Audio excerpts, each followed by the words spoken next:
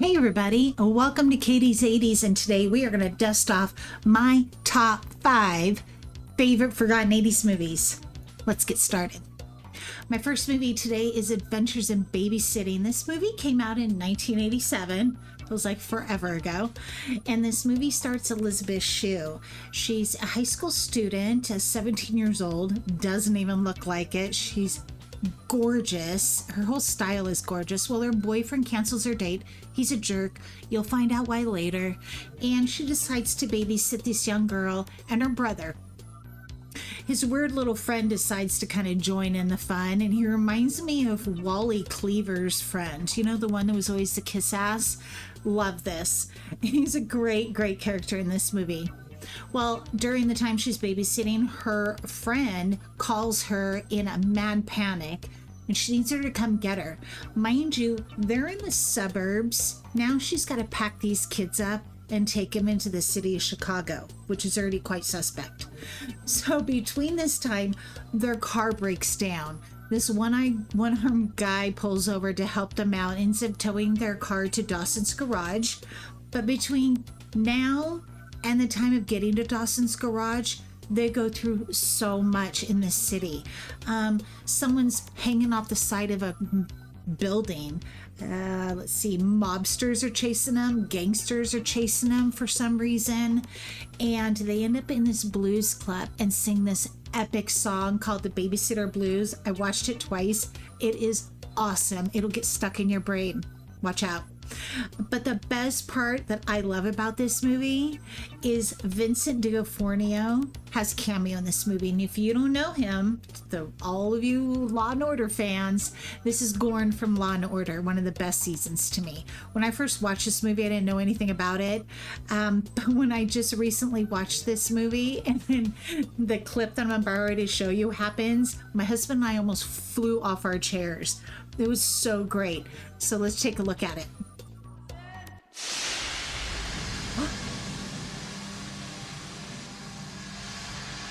And I don't know what garage has this, but I need this in my garage. It is epic, very dramatic. Vincent's tall, thin. You're like, who is this guy? And why does he have a hammer in his hand? Look at his hair. He's so serious. The young girl is a huge Thor fan, by the way. If you couldn't tell, she thinks he's Thor. Thor. Love this. I love that part. This is one of my favorite parts. But this whole movie from beginning to end was hilarious. Adventure. It was just kind of one of those, I'm going to use the word, a wholesome movie. It's great for the family. You could watch it. Your kids will probably like it. I hope you like this one. That was definitely one of my top favorites. All right, the second movie we're going to dust off and check out is Fast Times at Ridgemont High. I know, it is not forgotten, but when was the last time you watched this movie from beginning to end? This movie did come out in 1982 and is a huge all-star cast. I mean, we have Judge Reinhold. You have Phoebe Cates in her beautiful red bikini that most boys probably only remember of the movie. Jennifer Jason Leigh, and of course Spicoli, who plays Sean Penn. This movie is fantastic. This has everything that every teenager deals with in high school, is getting through a high school year. Sex, love, heartbreaks, first jobs. I mean, what was your first job? Because mine literally was in a mall. My husband's was in a mall. He worked at Sam Goodies. You remember Sam Goodies? I worked at Wet Seal. I 100% can relate to this movie. This is the first teen movie that got really popular before Mean Girls came out, and Clueless, all very good too. This movie is so good, and one thing I didn't know about this movie is Cameron Crowe, who wrote this movie, went undercover in a San Diego high school for 1 year. Ended up writing a book about his experiences, and then wrote this movie about it. I love it. The characters are based off characters that he knew in the time during his undercover work in this high school. I thought this movie is genius. Anybody who's seen this movie will always remember it.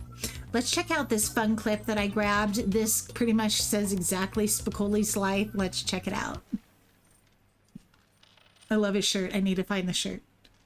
Why don't you get a job, Spicoli? What for? You need money. I need some tasty waves, cool buzz, and I'm fine. I love a smile. This movie's fantastic. Fast Times at Ridgemont High. I really don't need to say more about it. Check this one out. Let me know in the comments what you thought about it. Our next movie we're going to talk about today is The Burbs. This movie came out in 1989. It stars Tom Hanks, Carrie Fisher, and Corey Feldman. All three amazing actors. I believe it's probably, to me, Tom Hanks' best role. I love the funniness he is of it and just the kind of awkwardness. And it's just made me laugh pretty much the entire time. Carrie Fisher plays a sensible wife, and Corey Feldman's one of his neighbors. So this guy, Ray, Tom Hanks, is on a vacation, just wants to hang around the house, smoke some cigars, hang out with his friends in this cul-de-sac. It's everyday suburban. However, one of his neighbors ends up going missing, and they think it's their new neighbors who are a little quiet, a little sus. You know, there's those neighbors you can't really pinpoint, put your finger on, so you start making up stories and little paranoia adds in there. Everything about this movie happens. This is a thriller. It's a comedy. It's kind of dark. The ending is a great little shocker. I love this movie. Since I bought my house, I've turned into one of those people that's like the blinds, and you're like, who's that? Why are they parked in front of my house? Why are they parked on the sidewalk? Different story. But I get it. I love this movie. It is fantastic. I hope you like it too, but let's check out this video because this video says it all. It's Corey Feldman. Gail, I swear to God, this is better than anything on television. Why can't we go to a movie? This is my feelings about my neighborhood. It's not real. It's the same as television. Trust me. This is real. This is my neighborhood. This is one of the neighbors. He's the weird one. God, I love this street. I love that. I mean, he's so great. If you love Corey Feldman, make sure you keep watching because he's definitely in another movie we're going to talk about soon. But again, The Burbs, you're going to love it. Check it out. Again, let me know in the comments if you've watched it, what you thought about it. All right, our next movie is War Games. This one came out in 1983. It stars Matthew Broderick, Ali Sheedy, and Dabney Coleman.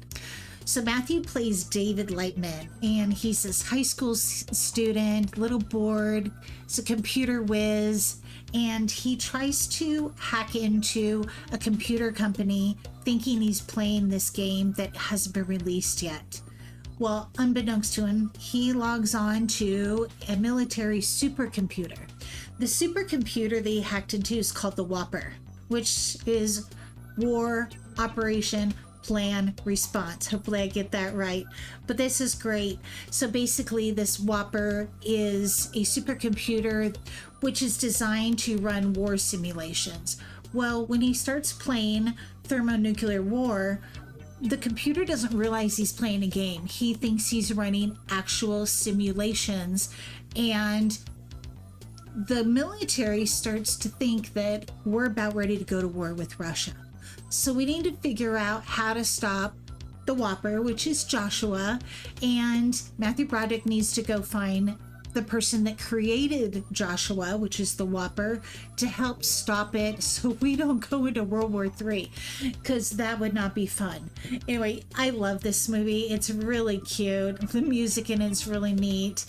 Everything about this is really fun. This actually, when this came out, Ronald Reagan went to a private showing and ended up making some future policies based on what he learned what could happen if we let computers run our lives, which I guess we know what it's like now. But anyway, let's check out this video. This is the Whopper. It's a little long, but you're gonna like this part. We're in. I remember the first time that my husband showed me stuff like this. It's like, wow, mind blown. Hello. I love he's kind of showing off for Ali Sheedy too, and she's eating it up. This would be me. You want to hear it talk? Yeah. I'll ask it how it feels. I'm fine. How are you? Excellent. It's been a long time. It's like talking to Can you ChatGPT. explain the removal of your user account on June 23rd, 1973? They must have told it he died. People sometimes make. That's so cool. Yes, they do. How can it talk? It's not a real voice. This box just interprets signals from the computer and turns them into sound. Shall we play a game? There it is, that iconic thing. Oh, I love this movie. Actually, when I'm done here, I may go watch it again. That's how much I like it. So definitely check out War Games. Let me know what you thought about it. All right, everyone, I've had a blast going over these movies with you, and we're about ready to check out my top 5th forgotten 80s movies, and I will not disappoint. It is Lost Boys. Love this movie. The music, the fashion, the genre, just everything about it. This was when vampire movies and TV shows just kind of blew up. It got really popular.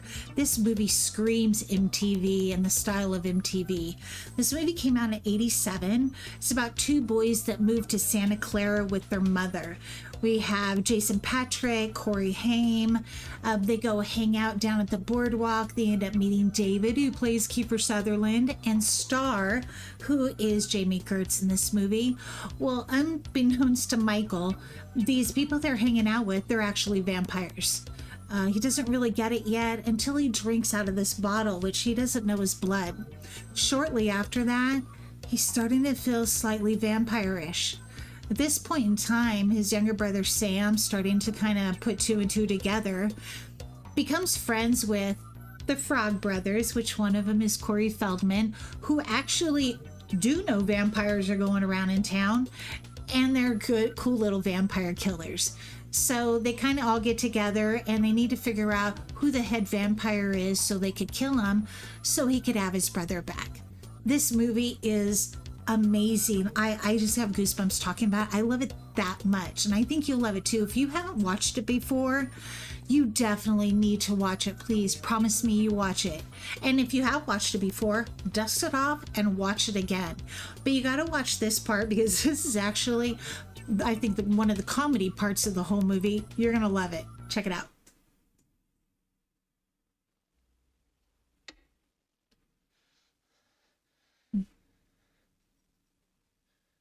Mike, what happened? Nanook. What about Nanook? What'd you do to my dog, you asshole? I Nothing. love didn't Nanook. hurt That him. dog is so cool. This is my blood. Why'd he bite you, Mike? Huh? What'd you do to him?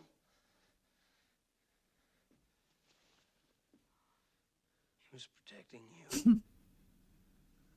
Uh-oh. Can you imagine looking in a mirror and seeing this? Ruh-roh. You're creature of the night, Michael. Just like out of a comic book. You're a vampire, Michael. My own brother, a goddamn shit-sucking vampire. Go, Mom. Find out, buddy. I love that. I love it. It is so good. This is Lost Boys. If you've never heard of it, shame on you, first of all. But second of all, it's okay. I forgive you. Please watch this movie. I love this movie. The soundtrack is probably the best in this whole list of movies I have for you. So I'll make sure I put a link to the soundtrack down in the description so you can check it out. Echo and the Bunnymen, In Excess. Do I need to say more? It's phenomenal. But I had a really good time going through these movies again, and I got a lot more coming up, a lot more things we forgot about, and a lot of things to eat too. I'm really excited for that. So thank you so much for hanging out with me, and I really appreciate it. And I hope you stay tuned. Make sure you subscribe, and let's have fun, and let's get nostalgic together. Bye.